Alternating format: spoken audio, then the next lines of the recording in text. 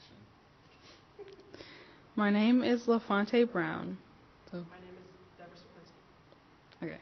So the first question is, were you drafted or enlisted? No, I enlisted was strongly suggested by my father that I join the military because he had 2 years in, and he had a good experience. He thought it would be a good experience for me. Plus, the neighborhood I was in wasn't a very good one, and a lot of the girls my age were getting pregnant or getting into trouble. Okay, so do you recall your first day of service? And could you tell me about it?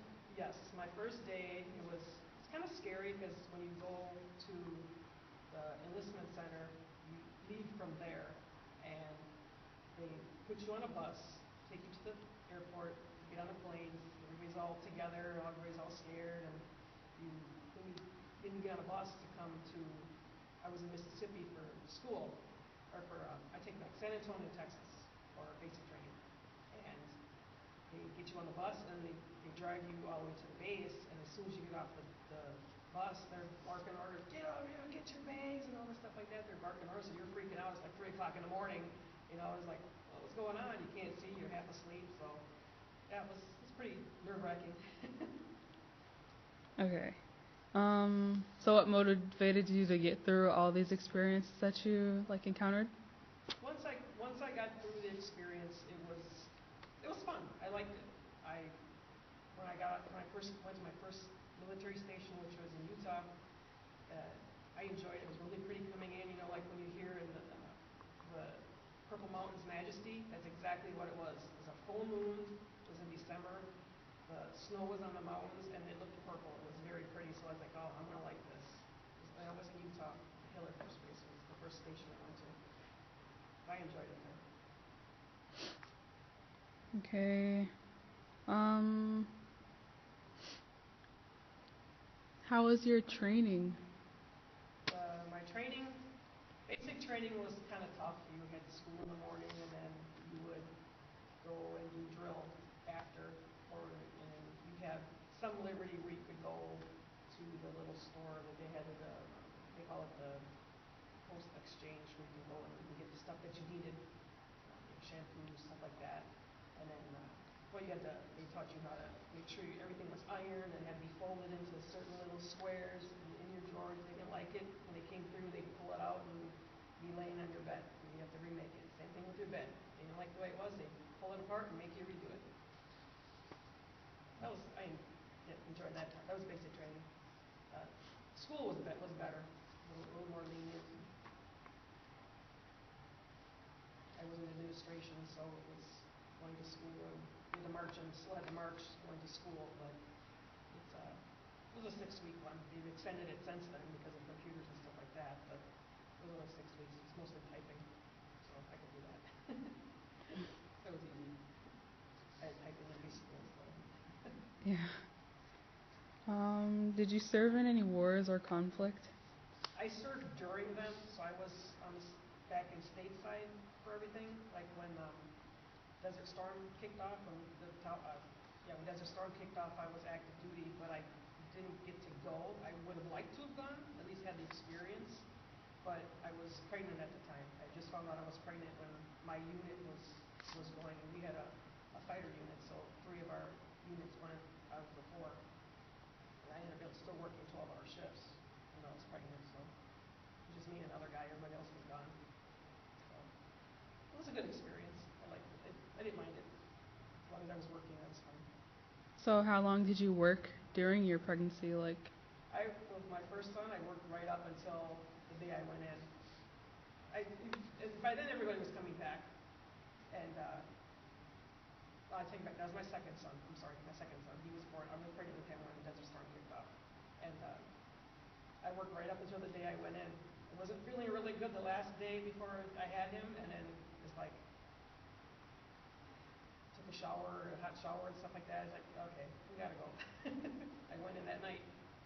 They were giving me a bunch of crap because I was 2 weeks late to begin with him, my second one. So when are you gonna have that kid? They kept, we don't want to see you tomorrow. We don't want to see you on Monday. Not here on Monday. Sorry. Tell my my child doesn't want to come out. I enjoyed it. It was a good experience. I mean, not doing the pregnant part, but being in the military at that time. A lot of family members said, well, don't you have to get out because you're pregnant? I'm like, no, you can still work. You just can't be deployed and go someplace. But I enjoyed it.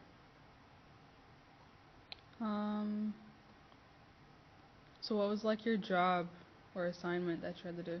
My job through my whole 26 years was all administrative work. I mostly worked in the area, in the unit administration, where we took care of all of our sections that assigned to the unit itself. We had like 5 different departments, I guess you could say, and they all would come up to us if they wanted something in my administration area. Same thing with when I was in reserves. There was when we first moved to North Carolina, I was pretty much the only one in there because nobody else came from Milwaukee to North Carolina until we were able to hire more people, get some more administrators in there.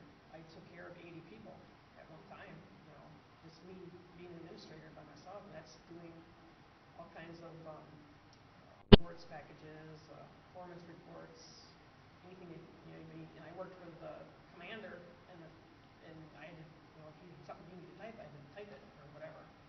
So it was a lot of work, but as long as it kept me busy. I would always put in more than my 8 or 9 hours of work. I would be sometimes 10, 12 hours working when I was in reserves because they all trusted me, so I had a key to get in, so I could stay as long as I wanted to. Okay. Tell me about like a couple of your most memorable experiences that while you're there. Memorable experiences. I liked it all, but mostly going when we went to Hawaii. One of the sections there was a guy that was pure Hawaiian or whatever, and they made us all the Hawaiian hats. So, and I like that, the palm hats. That was neat. I still have mine hanging up at home. It's all nice and dried out. And color's kind of gone, but it's nice. I like that. Just mostly the trips and working with the people, so it was all kind of memorable for me. Were you awarded any medals? Yes, I have a lot of ones when we went on our little, what do they call them? They're like, we would go to Volt Field sometimes for training, and we were doing I got an award for everything, only because I had the active duty experience as to what they were first learning how to do, like the chemical stuff, wearing chem suits and all that stuff like that, all the training, and I knew how to do all that. So I got an award for helping other people do that, training them how to do it, what they should do during that time. So that was one of the ones, a specialty award for that. But I've got other ones. I got some, they give you ones like for your time in service, you get like for your good conduct and stuff like that. Those are all basic ones, but I've got a few that were just for my time in service and stuff like that. So how did you stay in touch with your family during these times? Active duty, I would call when I was stationed in Utah, so I would call. We would come home once a year to visit in Milwaukee for about 3 weeks. Then we would drive back. So still got to see everybody once a year. But hardest was Christmas, mostly for my kids, because we were in Utah the whole time, and we would only come home in the summer. So I would buy stuff. My mom would say, well, let me know what you spent and tell me what you got, and I'll pay you for what you bought, and it'll be from me. I said, okay. So I would do a lot of Christmas shopping, and she would give me money towards a gift. So would my mother-in-law, too. She would send money for the kids, and we would buy stuff for them that they needed. Because they didn't know, they weren't there the whole time. They only see them 3 weeks out of the year, so that was the hardest part with the kids for Christmas. Plus no family around. If you needed to go do something, somebody to babysit, you always had to find somebody to babysit for you. You say, hey, Mom, can you watch the kids for an hour or two, whatever? And so we mostly took care of the kids ourselves, We have a few friends that had kids that babysat, so it's mostly trying to find people to babysit and stuff like that. So what was the food like there?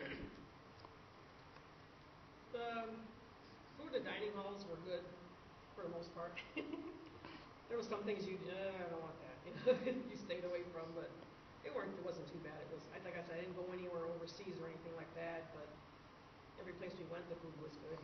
We had a dining hall even at Mitchell Field down here. It was pretty good. They had somebody come in and they serve food and make it there. It was good.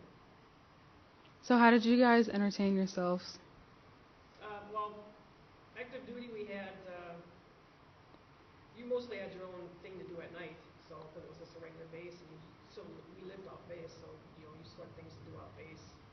We didn't, like I said, I didn't go anywhere in particular, but like when we went to Hawaii or any other place we went, we'd find the local, when we worked with the local people from that area, they would say, oh yeah, go try this club or go try this place to eat and stuff like that, so that's how we got to go try all these different things. When we went to Seattle, we went up to Mount St. Helen, saw Mount Rainier, and all that stuff in one weekend. We went one way and then we went the other way the next day, so we got to do a lot of traveling and sightseeing.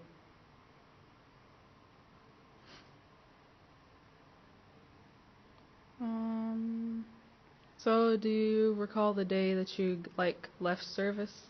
Yeah, it was 2010 in September. My last weekend was actually my last weekend there was September 11th, 2010. But my final day was the end of September. But yeah, it was just still like a normal day. A lot of rushing around, getting stuff done as far as work, training the people who were going to be filling in when I wasn't there anymore, training them and getting everybody used to mostly doing their own things. A lot of the computer stuff I had to help them with because a lot of the guys there didn't mess with computers that much, so that I had to help them with logins and stuff like that. So kind of IT kind of person. Just the easy stuff, not the hard integral stuff. So when you came back, did you go to work or go back to school or anything like that? When I got out of active duty, while I was processing out, my husband was packing up the house. Says, we're going back to Milwaukee or to Wisconsin. I was like, well, kind of wanted to stay a little bit and see the sights of Utah. I lived there for 10 years, but never got south to see, all the canyonlands and stuff like that. But when I moved back here, I was reserves then, so I still had a regular job outside of the reserves that I did. So, yeah. Did you make any close relationships while in service? Yes, I still have a couple close friends that live in other states, and then a lot of people down in Milwaukee because we all flew out together every month on the C-130s to go to North Carolina. So I still keep in contact with a lot of them. Sometimes we'll get together down and cut ahead here to eat or whatever. So the last question is, how did your experiences affect your life? I think they made me a little stronger than what I used to be. I was kind of a shy person growing up as a kid, and it made me a little stronger. And a real funny experience was when I was working in a new area at a place at Quad where I work. One of the girls told me later on after we became friends, she goes, when I first saw you, I was afraid of you. I'm like, why? She goes, just the way you walked. You were just so, big and uppity, not uppity, but just professional looking. She goes, I was afraid to come and talk to you. I laughed, and I thought that was funny. But even my youngest son, he went in the military. By no coaxing of me, it's something he wanted to do. He was he went to National Guard. They had a program that's called the Explorers when he was younger. And he would go camping and paintballing and stuff like that. And he liked that. He got to wear a uniform. And then after he became 18, he signed up and he went in the Army. And I had to go meet with the recruiter because they have to tell you that, well, your child could be experiencing war and going over to Afghanistan and stuff like that. It's like, okay. And then he just answered his questions, and he goes, I didn't have any questions for him. I said, you're the easiest person I've talked to of a recruit. I said, well, because of all the military experience, I knew what to expect because the guys I worked with, a lot of them were going in and out of being deployed and stuff. So it's like I knew kind of what to expect with them. So he knew what he was getting into too. So it's like, and I didn't coax him like, hey, you're gonna go in the military, but I'm glad he did. He stayed in for 5 years, but he learned a lot of experience. He was an electrician on helicopters, so he's using that towards working in a civilian aspect. Now I'm trying to get a job working in helicopters, so I liked it. I was hoping my oldest one would go in, but he didn't go in. Okay.